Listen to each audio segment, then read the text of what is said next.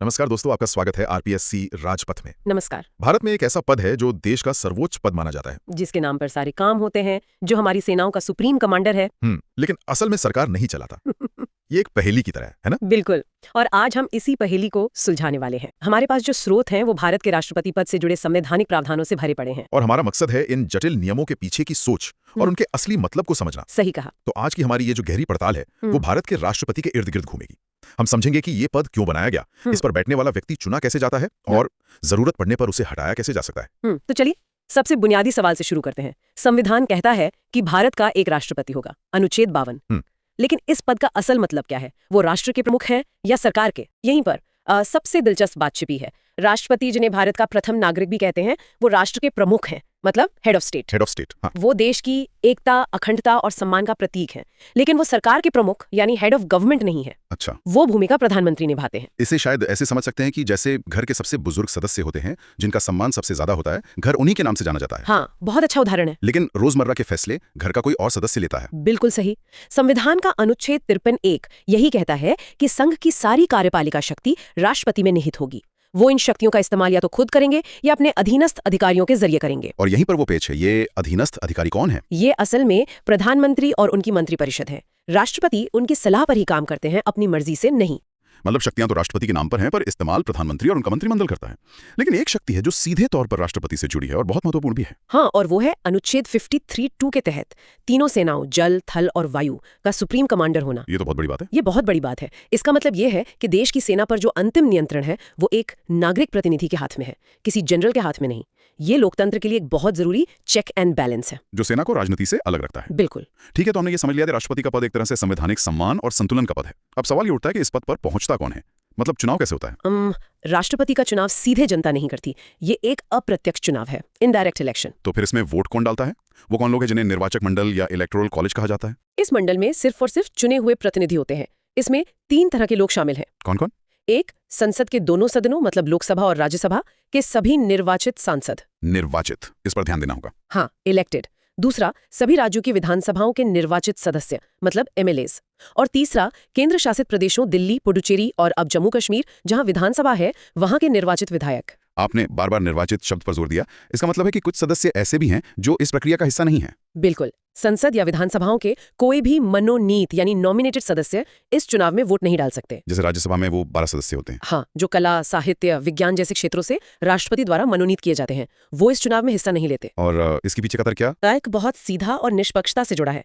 चूंकि इन सदस्यों को राष्ट्रपति खुद मनोनीत करते हैं, अगर वही सदस्य अगले राष्ट्रपति के चुनाव में वोट डालने लगे तो ये हितों का टकराव होगा। सही बात है। ये एक तरह से उस उम्मीदवार को अनुचित लाभ पहुंचा सकता है जिसे मौजूदा सरकार का समर्थन हो। बिल्कुल। ये नियम चुनाव में निष्पक्षता बनाए रखने के लिए है। ठीक है, अब आते हैं कि उम्मीदवार कौन बन सकता है। क्या कोई भी खड़ा हो सकता है चुनाव में? नहीं, इतना आसान नहीं। उम्मीदवार बनने के लिए आपको राजनीतिक समर्थन चाहिए, बहुत मजबूत समर्थन। मतलब? आपको निर्वाचक मंडल के 50 सदस्यों का प्रस्ताव चाहिए, मतलब 50 सदस्य आपका नाम आगे रखें प्रस्तावक के तौर पर। हाँ, प्रपोजर्स। और इतने पर ही बात खत्म नहीं होती। 50 और सदस्य चाहिए जो इस प्रस्ताव का अनुमोदन करें, मतलब अप्रूवर्स। 50 प्रस्तावक और 50 अनुमोदक, यानी कुल 100 सांसद या विधायकों का समर्थन सिर्फ आपका नाम आगे बढ़ाने के लिए चाहिए। तो किसी बड़ी राजनीतिक पार्टी या पार्टियों के गठबंधन के समर्थन के किसी के लिए चुनाव लड़ना लगभग नामुमकिन है। ये प्रक्रिया सुनिश्चित करती है कि केवल गंभीर उम्मीदवार ही मैदान में उतरें। सही। और एक छोटी सी शर्त और है, 15,000 रुपए की जमानत राशि। अच्छा, सिक्योरिटी डिपॉजिट। ये कहाँ जमा होती है? ये आरबीआई में जमा करनी होती है। और अगर उम्मीदवार को कुल वैध वोटों का 16 हिस्सा भी नहीं मिलता तो ये राशि जब्त हो जाती है। तो देश का सबसे बड़ा चुनाव लड़ने के लिए भी सिक्योरिटी डिपॉजिट खोने का खतरा है। हाँ। ठीक है, तो ये तो तय हो गया कि वोट कौन डालेगा और उम्मीदवार कौन बनेगा। लेकिन वोटिंग का तरीका भी आम चुनावों से बहुत अलग है। ये एकल संक्रमणीय मत या सिंगल ट्रांसफरेबल वोट सिस्टम क्या भला है? अनुच्छेद 55 में इसका जिक्र है। इसे ऐसे समझिए कि आप वोट किसी एक उम्मीदवार को नहीं देते। तो फिर आप अपने पसंद के हिसाब से वरीयता मतलब रैंकिंग देते हैं कि ये मेरी पहली पसंद, ये दूसरी, ये तीसरी। अच्छा। एक वरीयता सूची बनाते हैं। और ये मतदान गुप्त होता है। फिर जीतने के लिए सिर्फ सबसे ज्यादा वोट मिलना काफी नहीं होता, बल्कि एक निश्चित कोटा हासिल करना होता है। और ये आनुपातिक प्रतिनिधित्व, प्रोपोर्शनल रिप्रेजेंटेशन, इसका क्या मतलब है? इसका मतलब है कि हर राज्य की जनसंख्या के आधार पर वहां के विधायक के वोट का मूल्य तय होता है, ताकि बड़े और छोटे राज्यों में एक संतुलन बना रहे। ये प्रक्रिया तो काफी जटिल लग रही है। लेकिन ये सुनिश्चित करती है कि जीतने वाले उम्मीदवार को व्यापक समर्थन हासिल हो।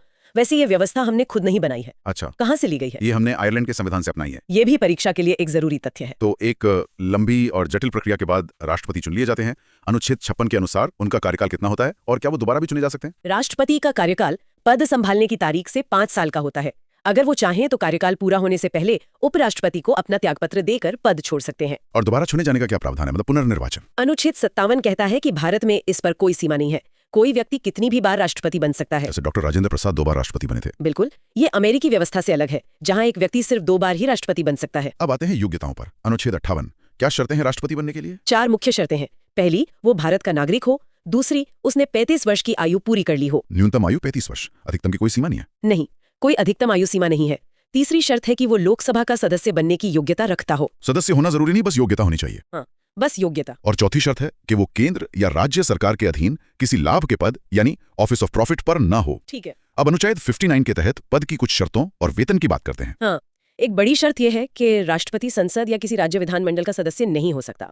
अगर कोई एमपी या एमएलए राष्ट्रपति चुन लिया जाता है तो शपथ लेते ही उसकी पुरानी सीट खाली मानी जाएगी। और उन्हें कुछ विशेषाधिकार भी मिलते हैं। हाँ, कार्यकाल के दौरान उनके वेतन और भत्तों में कोई कटौती नहीं की जा सकती। और वर्तमान वेतन कितना है? वर्तमान वेतन 5 लाख रुपए प्रति माह है। और सबसे खास बात यह है कि यह वेतन पूरी तरह से टैक्स फ्री यानी कर मुक्त होता है। 5 लाख रुपए कर मुक्त। ठीक है। पद संभालने से पहले एक बहुत महत्वपूर्ण रस्म होती है, शपथ ग्रहण। अनुच्छेद 60, राष्ट्रपति किसके सामने और क्या शपथ लेते हैं? राष्ट्रपति भारत के मुख्य न्यायाधीश यानी चीफ जस्टिस ऑफ इंडिया के सामने शपथ लेते हैं। और अगर सीजेआई किसी वजह से मौजूद न हो तो सुप्रीम कोर्ट के सबसे वरिष्ठ न्यायाधीश ये शपथ दिलाते हैं। और यहाँ वरिष्ठता उम्र से नहीं, सेवा की अवधि से तय होती है। और शपथ किस बात की लेते हैं? वो संविधान का संरक्षण, प्रतिरक्षण और परिरक्षण करने की शपथ लेते हैं। Preserve, protect and defend the constitution. ठीक है, तो राष्ट्रपति को चुनना तो बहुत मुश्किल है, क्या उन्हें पद से हटाना भी उतना ही मुश्किल है? उन्हें पद से हटाना चुनने से भी कहीं ज्यादा मुश्किल है। इस प्रक्रिया को महाभियोग या इम्पीचमेंट कहते हैं और इसका जिक्र अनुच्छेद 61 में है। और इसका आधार क्या हो सकता है? इसका आधार सिर्फ एक ही हो सकता है, संविधान का उल्लंघन, वायलेशन ऑफ द कॉन्स्टिट्यूशन। ये संविधान का उल्लंघन सुनने में बहुत गंभीर लगता है, इसकी परिभाषा क्या है? दिलचस्प बात यह है कि संविधान में इसे कहीं परिभाषित नहीं किया गया है। ये संसद को तय करना होता है कि राष्ट्रपति का कौन सा कदम उल्लंघन माना जाएगा। ये प्रक्रिया हमने कहाँ से ली है? ये प्रक्रिया यूएसए के संविधान से ली गई है। अच्छा, तो ये काम कैसे करती है, प्रक्रिया क्या है? ये एक अर्धन्यायिक प्रक्रिया है। इसकी शुरुआत संसद के किसी भी सदन, लोकसभा या राज्यसभा से हो सकती है। कोई भी सदन शुरू कर सकता है? हाँ, जिस भी सदन को प्रक्रिया शुरू करनी है उसके कम से कम 1/4 सदस्यों को एक प्रस्ताव पर हस्ताक्षर करने होते हैं। ठीक है, 1/4 मेंबर्स। इसके बाद राष्ट्रपति को 14 दिन का एक नोटिस दिया जाता है ताकि वो अपना पक्ष रखने की तैयारी कर सके। और उस नोटिस के बाद? नोटिस की अवधि खत्म होने के बाद वो सदन प्रस्ताव पर बहस करता है और अगर सदन के कुल सदस्यों के 2/3 बहुमत से वो प्रस्ताव पास हो जाता है तो मामला दूसरे सदन में जाता है। कुल सदस्यों का 2/3? ये तो बहुत बड़ा बहुमत है। बहुत बड़ा। फिर दूसरा सदन एक जांच समिति की तरह काम करता है। वो आरोपों की जांच करता है। इस दौरान राष्ट्रपति को अपना पक्ष रखने का पूरा अधिकार होता है। और अगर वहां भी? अगर जांच के बाद दूसरा सदन भी अपनी कुल सदस्य संख्या के 2/3 बहुमत से प्रस्ताव पारित कर दे तो उसी क्षण से राष्ट्रपति को पद से हटावा मान लिया जाता है। 2/3 बहुमत, वो भी दोनों सदनों में? ये तो लगभग नामुमकिन लगता है। बिल्कुल, और यही वजह है कि आज तक भारत के इतिहास में किसी भी राष्ट्रपति पर महाभियोग नहीं लगा है। ये एक अंतिम उपाय है बस। हाँ, एक न्यूक्लियर बटन की तरह। अंत में अनुच्छेद 62 पर बात करते हैं। मान लीजिए कार्यकाल के बीच में ही राष्ट्रपति का पद मृत्यु, त्यागपत्र या महाभियोग की वजह से खाली हो जाए, तब क्या होता है? ऐसी स्थिति के लिए संविधान में साफ व्यवस्था है।